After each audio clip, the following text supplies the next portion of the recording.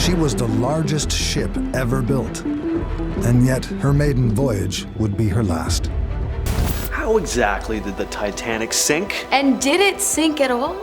Starting off our list today, we have the theory that the Titanic didn't actually sink, but instead its sister ship, the Olympic, did. You see, both the Titanic and the Olympic were owned by the same company, which was owned by JP Morgan. The theory goes that JP Morgan had wanted to sink one of the ships for the insurance money.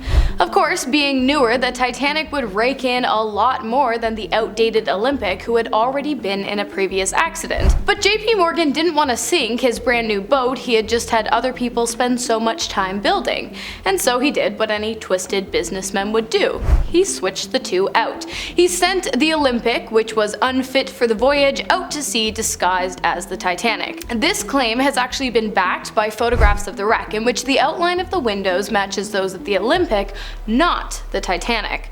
Not only that, but just before the Titanic was scheduled to set sail, JP Morgan, along with many of his close friends and trusted colleagues, all of a sudden decided not to go. But if that doesn't do it for you, maybe this will. James Fenton, who allegedly worked on the Titanic, confessed to the switch on his deathbed. He said that he would have come clean sooner, but he feared for his life if he told the truth. I guess that didn't matter anymore. There's also a theory that a steering mistake led to the disaster and that it was all covered up.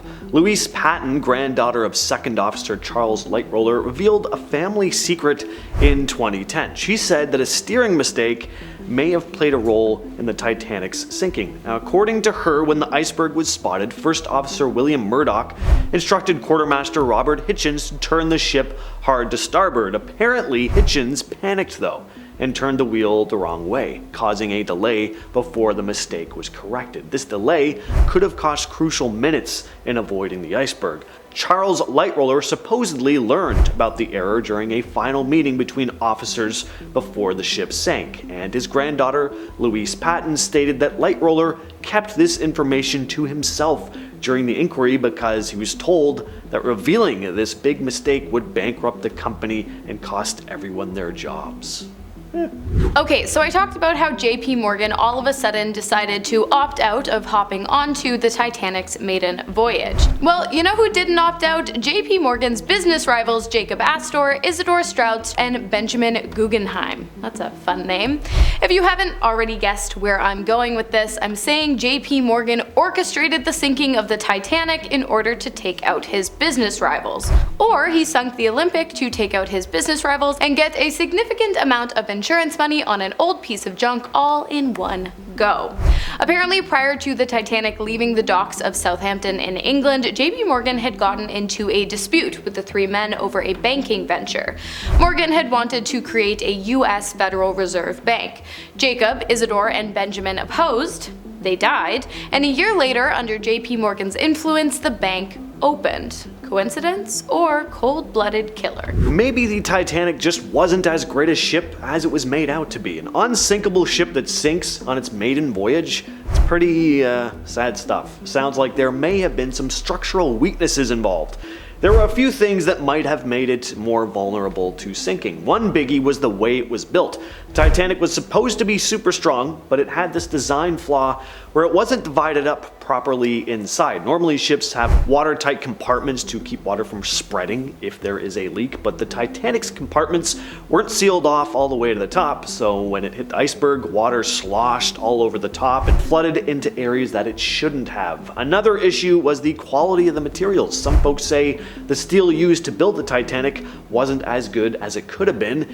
It could break more easily, especially in super cold water like the North Atlantic. So when the iceberg hit, instead of bending or absorbing the impact, the steel just cracked, making the damage even worse. And then there's the whole deal with the rivets. The ones used on the Titanic might have been weaker than they should have been. When the ship hit the iceberg, it put a lot of stress on those rivets, and some of them might have popped out, making it easier for water to get in. Another theory is that a coal fire in the furnace room caused the ship to accelerate to a speed which made collision collision with oncoming icebergs unavoidable.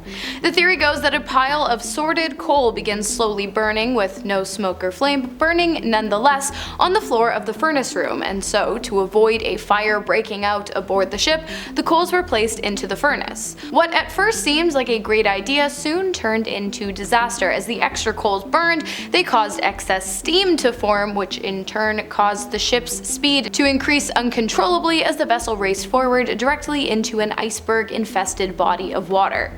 This is one of the most respected theories, actually, behind the reason for the Titanic's demise, other than poor navigation of course, as it has been supported by records that show that a fire had in fact broken out in the Titanic's forward bunker, which would have likely been caused by the excess of coals added to the furnace not long before the ship went down. Whether or not this was intentional, however, is still up for debate. This is another conspiracy theory about the Titanic intentionally being sabotaged, this time by foreign agents. The Titanic was said to be this unsinkable titan of a ship, so what better place to transport highly sensitive military or diplomatic cargo? You wouldn't think this would be a great place to transport stuff like that, what with all the civilians on board, plus you got all those rowdy fiddlers partying down in the lower decks, but there's something to be said for hiding in plain sight. Now, what could this highly sensitive material have been?